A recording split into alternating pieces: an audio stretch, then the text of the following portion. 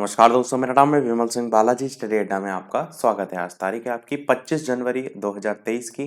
शिक्षा संबंधित क्या सभी अपडेट हैं एक करके सभी की बात करते हैं और लास्ट में कुछ करंट अफेयर की बात भी जो है वो करेंगे। तो चलिए स्टार्ट करते हैं। सबसे पहली अपडेट, यूपी के 7.5 लाख स्नातक जो हैं उनको प्रशिक्षु भत्ता देगी सरकार।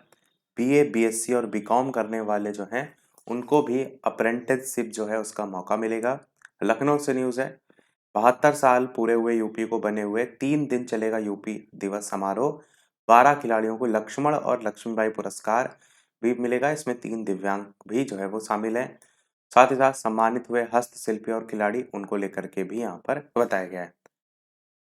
अगली अपडेट आपकी है यूपी टेट से रिलेटेड। उसका जो रिजल्ट है उसका प्रमाण पत्र है उसको लेकर के कि गुजर गुजर गए 1 साल 6.6 लाख जो है उनको टीईटी प्रमाण पत्र का अब तक इंतजार है।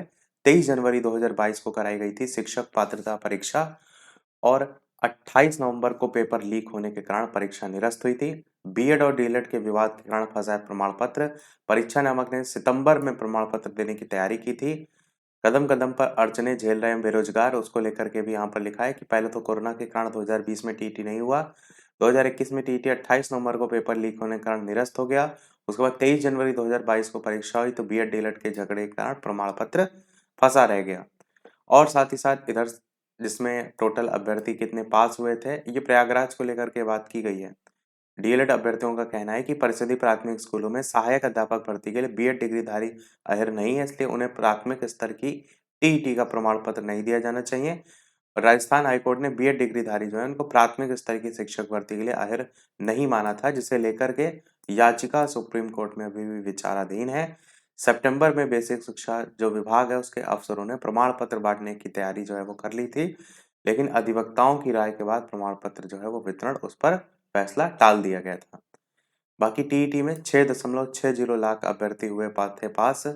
इसको लेकर के लिखा है 23 जनवरी को आयोजित प्राथमिक स्तर की टीईटी के लिए पंजीकृत 12 लाख के करीब 13 लाख मान लीजिए 12,91,000 अभ्यर्थियों में से 11,47,000 ने परीक्षा दी। इसमें से 4,43,000 के करीब जो लगभग 39% बनता है उतने पास हुए और उच्च प्राथमिक में यही जो था वो 8,73,000 के करीब अभ्यर्थियों में से 7,65,000 परीक्षा में सम्मिलित हुए। इसमें 2 लाख के करीब छात्र लगभग 28% पास हुए थे। तो ये तो ओवरऑल आंकड़ा है जितने छात्रों ने परीक्षा दी थी। अग्निवीर भर्ती आधार को रजिस्टर्ड मोबाइल नंबर से लिंक कराना जो है वो अनिवार्य होगा। भोपाल से जो है वो न्यूज़ है। अगली अपडेट, पीसीएस जे और बिहार पीसीएस परीक्षा एक ही दिन। प्रयागराज से न्यूज़ है। 14 पदों पर भर्ती को इंटरव्यू 30-31 को होगा। 10वीं और 12वीं के परीक्षार्थियों के लिए बोर्ड ने जारी किए कुछ टिप्स, उसको लेकर के यहाँ बताया गया है अलग अलग विषयों के। अगली अपडेट है, चयनित के काम में दखल ना दें। यहाँ पर इलाहाबाद हाईकोर्ट ने उच्चतर शिक्षा सेवा आयोग को प्रदेश के विभिन्न जो डिग्री कॉलेज हैं उसमें असिस्टेंट प्रोफेसर पद के लिए चयनित अभ्यर्थियों को पूर्व की तरह काम करने का देने का निर्देश जो है वो दिया है। अभ्युदय एक दिनी परीक्षा की होगी तैयारी, जल्दी शुरू होगा दाखिले की प्रक्रिया, खोले जाएंगे नए केंद्र।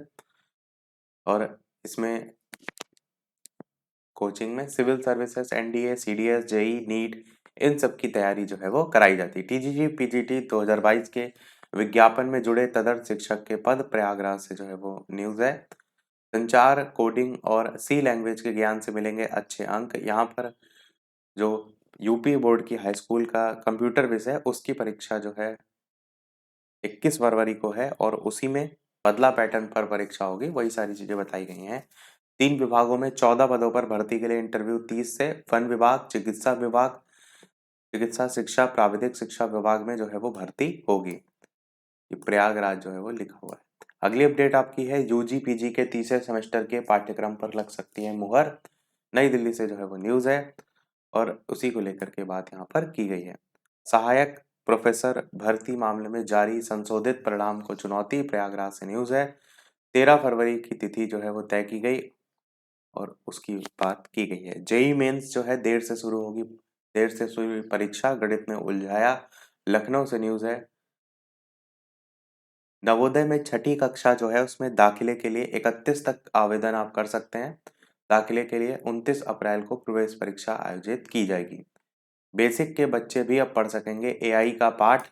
यहाँ पर SCERT की ओर से इंदिरा गांधी प्रतिष्ठान में हुई कार्यशाला में बेसिक शिक्षा मंत्री ने जो है ये कहा है। फरवरी में शैक्षिक महोत्सव महोत्सव उसको लेकर के बात की गई। लखनऊ से न्यूज़ है और इसमें जो कंप्यूटर बेस्ड नॉलेज है, AI इंटेलिजेंट बेस्ड नॉलेज है, उन सब चीज़ों को शामिल करके साथ साथ तैयार की जाएगी रीजनल जो लैंग्वेज है उसकी वोकैबुलरी, उसको लेकर के भी बताया गया है। अगली अपडेट आपकी 3 विभागों में 14 पदों पर भर्ती के लिए इंटरव्यू 30 से होगा। टीजीटी पीजीटी 2022 के विज्ञापन में जुड़े तदर्थ शिक्षकों के पद। 10 साल बाद ऑस्ट्रेलियाई ओपन के लिए सेमीफाइनल में पहुंची अंजारिका। तो ये जो है आपका ऑस्ट्रेलिया ओपन चल रहा है, उसकी बात यहाँ पर की गई है। अगली अपडेट आपकी, भारत ने कल आखिरी भी जो वनडे मैच था न्यूजीलैंड के साथ उसको भी हरा दिया है। तीनों मैच जीतने के साथ भारत जो है वनडे रैंकिंग में पहले नंबर पर आ गया है। तो ये आपके लिए करंट अफेयर बहुत इंपॉर्टेंट हो सकती है। साथ ही साथ T20 में भारत पहले ही नंबर 1 पर था और जो टेस्ट क्रिकेट होता है उसमें भारत अभी दूसरे नंबर पर है। अगली अपडेट, विराट, सूर्य कुमार, हार्दिक 2022 के लिए ICC T20 में शामिल हुए हैं। टीम ऑफ द ईयर में शामिल हुए हैं। आईसीसी द्वारा घोषित टीम की कप्तानी इंग्लैंड के T20 विश्व कप विजेता कप्तान जॉस बटलर कर रहे हैं। एक टीम बनाई जाती है जिसमें पूरे जितने भी टीमें खेलती हैं उनसे जो बेस्ट प्लेयर होते हैं वो लिए जाते हैं, उसी को लेकर के बात की गई है। 3 भारतीय महिला क्रिकेटर स्मृति मंधाना, दीप्ति शर्मा और ऋचा घोष को भी आईसीसी महिला T20 team of the year 2022 में शामिल किया गया है। अंतर्राष्ट्रीय शिक्षा दिवस कल यानी 24 जनवरी को मनाया गया। थीम इस बार की रही to invest in people, prioritize education और घोषणा इसकी 2018 में एक प्रस्ताव के माध्यम से हुई थी। मुंबई में 27 से 31 जनवरी तक SCO फिल्म फेस्टिवल का आयोजन किया जाएगा। संघाई सहयोग संगठन की बात की गई है। 24 जनवरी को इस वीडियो की लास्ट अपडेट है ये हमारी। इसके अलावा वीडियो पसंद आए लाइक भी करते रहिएगा कि 24 जनवरी को मनाया गया उत्तर प्रदेश स्थापना दिवस। इसे 2018 से जो है वो हर साल मनाया जा रहा है। राज्यपाल राम नाईक ने इसे शुरू किया था। उत्तर प्रदेश को पहले संयुक्त प्रांत के नाम से जाना जाता था। हालांकि 24 जनवरी 1950 को इसे उत्तर प्रदेश के रूप में मान्यता दे दी गई। 2023 की इस बार की जो थीम रही थी वो इन्वेस्टमेंट एंड एम्प्लॉयमेंट जो है वो रही थी।